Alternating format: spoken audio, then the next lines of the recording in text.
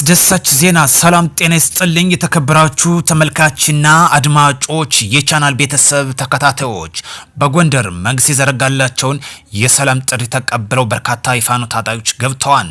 ጫካ የገባነው የአማራ የሉና ጉዳይ የሆነው ወልቃይትን አሳልፈን ለመስጠት ሳይሆን የአማራ የማንነት ይገባኛል ጥያቄ ለማጽናት መሆኑን እንዲሁም በአማራ ፋኖ ህዝባዊ ድርጅትና በአማራ ክልላዊ መንግስት የደረሰውን የሰላም ስምምነት በመቀበል መንግስት ያዘረጋላቸውን የሰላም ጥሪ ከነሙር ትጥቃቸው እየገቡ ይገኛሉ። በዚህም ሲገቡ የሃይማኖት አባቶች የሀገር ሽማግሌዎች በተገኙበት ደማቅ አቀባበል ተደርጎላቸዋል። በትንታኔና በዋነኛነት መረጃችን የምንመለከተው ይሆናል። ሰሞኑን ህወሓት ያደረገችውን የትንኮሳ በማስመልከት ፋኖ ታጣቂዎች እየገቡ ይገኛሉ። ምክንያቱም የኛ ጫካ የገባ ነው የአማራ ህልውና ጉዳይን የሆነውን ወልቃይትን አሳልፈን ለመስጠት አልነበረም።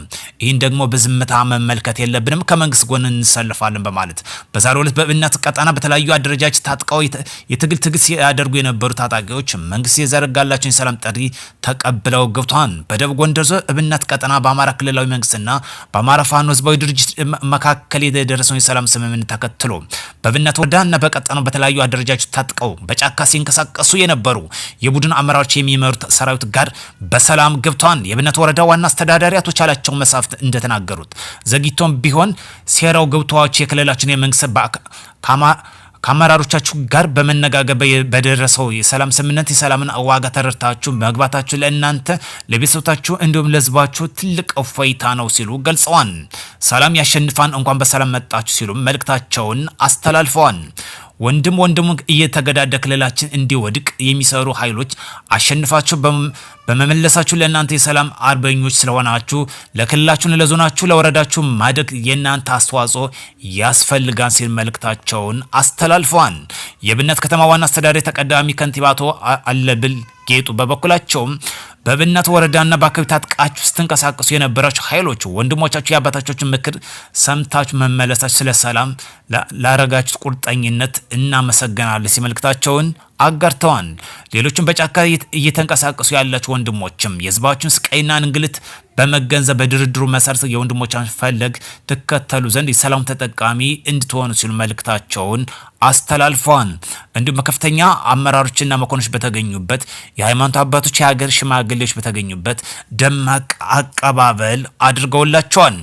እነዚህ ታጣቂዎች ጫካ የገባ ነው የአማራ ህልውና ጉዳይ እንጂ የህወሓት ተላላኪ ልንሆን ብለና አልገባንም በማለት መንግስት ይዘረጋላቸውንና ከመንግስት ጎን ለመሰለፍ እስከነሙሉ ትጥቃቸው ነው በዛሬው ዕለት ጥር 22 2018 ዓ.ም ከጧት እስከነሙሉ ትጥቃቸው የገቡት። ሲገቡ የሃይማኖት አባቶች በተገኙበት ከፍተኛ አመራሮች እንዲሁም የጸጥታ አካላት መዋቅሮች በተገኙበት አቀባበል ተደርጎላቸዋል።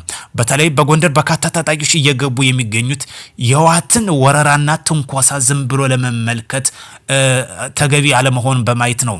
ከመንግስት ጎን ለመሰለፍ እንግዲህ እስከነሙሉ ትጥቃቸው እየገቡ የሚገኙት ከዚህ በፊትም የገቡት የታድሶ ስልጠና እየተሰጣቸው ይገኛል። መልሶ እንግዲህ በሚፈልጉት ዘርፍ እንደሚሳተፉም ይጠበቃል። እጅግ ደስ በሚል ጉዳይ ነው። ህወሓትም እንግዲህ በዘረጋቸው ወይም በቆሰቆሰችው እሳት ራሷ መልሳ የምትለበለብበት ይሆናል። በተለይ የህወሓት ኃይል እየተላጨ ይገኛል። ምክንያቱም ነጻ መሬት የትግራይ ወጣቶች በበርካታ ደረጃ እየተሰለጠኑ እየታጠቁ እየታገሉ ይገኛሉ። ህወሓት ለዛ ነው እንግዲህ ያፈሳና እንዲሁም ወጣቶች የሚገኙ በተለይ አዝማሚያ ላይ ገብቶ ይገኛል። በዚህም ደግሞ የገቡትም እንደገና እየከዱ ወደ ነጻ መሬት እየተቀላቀሉ ይገኛሉ። በአማራ ክልል ደግሞ ነጻ እናወጣለን ብሎ ከሻዕቢያ ጋር የሚሰሩት ሴራ በመግባት በመረዳታቸው ወደ ሰላም እየተቀላቀሉ ይገኛሉ። ከዚህ ጋር ይዘን ከምንመለከተው የወልቃይት ጠገዴ ዞን ዋና አስተዳዳሪ አቶ እሸት ደምለው ሰሞነኛ ውጥረት በተመለከተ አስተያየታቸውን ሰጠዋል።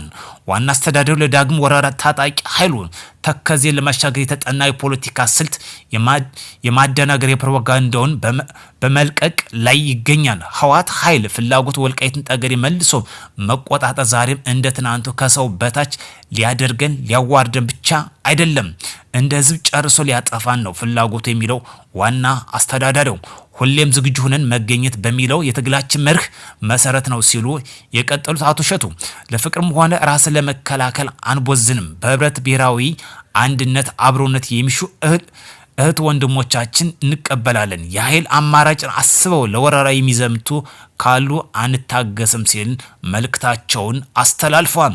ወልቃይት ጠገዴ ዘመናት የአማራ የማንነት ወሰን ጥያቄ የተለያዩ የትግል ምዕራፎችን አልፎ ዛሬ ወሳኝ የትግል ሜዳ ላይ መገኘቱን አሳስቧል። ዛሬ የደረሰበትን የትግል ሜዳ የወትሮ ዝግጁነት በማሳደግ እጅግ በጥፍና በጥፍጥቃችን አጠንክረን እንገኛለን። ስለዚህ ህወሓት የሚያደርገውን ትንኮሳ በትዕግስት አንመለከትም ሲል መልእክቱን አስተላልፏን። ጠንከር ያለ መልእክት ነው። ህወሓት እንግዲህ የመጨረሻ እጣ ፈንታው የሚያበቃለት ይመስላል። ትንሽ እያቀበዘበዘው ይገኛል። ለዚህ ደግሞ ጥሩ ማስታገሻም እየተሰጠው ይገኛል ማለት ነው። ሌላኛው ጉዳይ ጠቅላይ ሚኒስትር በትስስር ገጻቸው ባስቀመጡት መልእክት አለ። በተለይ ጠቅላይ ሚኒስትር ዶክተር አብይ በማህበራዊ ትስስር ገጻቸው ባስተላለፉት መልእክት በ2018 የመጀመሪያዎቹ 2 ሩብ ዓመታት በአጠቃላይ የስንዴ ምርት የመስኖ ስንዴ ምርትን ሳይጨምር ማለት ነው 126.69 ሚሊዮን ኩንታል መድረሱን ገልጸዋል። አርሶ አደሮቻችንን ማድነቅ እና ማመስገን እፈልጋለሁ ሲሉ ይህን የስራ ጽናት ቀጥሉበት ሲሉ መልእክታቸውን አስተላልፏል። በተለይ ሀገራችን ለግብርና ምርት ምቹ ከሚያደርጉ ከዓለማችን አንዷ ነች። ለዚህ ደግሞ የፖለቲከኞች ጠባቦች በተለይ የህወሓት ተገንጣይነት ያለበት የጠባብ አመለካከት ያለው የህወሓት ቡድን ጨፍጫፊና ብሔርተኝነትን የራሱን ብቻ የሚመለከት ለትግራይ ወጣት የማይራራ የሀገራችን የግብርና ምርት እንዳይስፋፋ እንቅፋት ከሚሆኑ አንዱ ይህ ድርጅት ነው። መንግስት በዋነኛነት እዞ ከሚሰራበት ትልቁ ፕሮጀክት አንዱ ግብርና ነው። በተለይ ምርታማነትን በእጅጉ በከፍተኛ ሁኔታ እየጨመረ ይገኛል። በዛሬው ዕለት ከተመለከትነው እዚህ ጋር አያይዘን ከምናየው የሀገው የፈረሰኞች ማህበር በዛሬው ዕለት በደማቅ ሁኔታ ይከበራል። በዚህም የሜካናይዜሽኖችን አብሮ አካተው በተንቀሳቃሽ ምስል አይተናል። ይህ ማለት ግብርና ዋና መርሃችን ሊሆን እንደሚገባ አጠንክሮና አጽንኦት ሰጥቶ ማሳሰብ ስለሚያስፈልግ ነው። መንግስት በዋነኛነት ከሚሰራባቸው ይህ ዘርፍ ነው። ለዚህ ደግሞ ምርታማነትን በእጅጉ በሀገራችን እየጨመረ ይገኛል። ልማትና ሰላም ራዕያችን ሊሆን ያስፈልጋል። ጦርነት ለማንም አይጠቅምም። ህወሓት ከትናንትና ጥፋቱ ዛሬ አልማር ብሎ ዛሬም የሚያደርገው ጉሰማ የመጨረሻ የሚጠፋበት መሆኑን ያመላክታል። ሰላም ለሀገራችን ያድርግ። በሌላ መረጃ እስክንገናኝ መልካም ቀን እንዲሆን ከወዲሁ እመኛለሁ።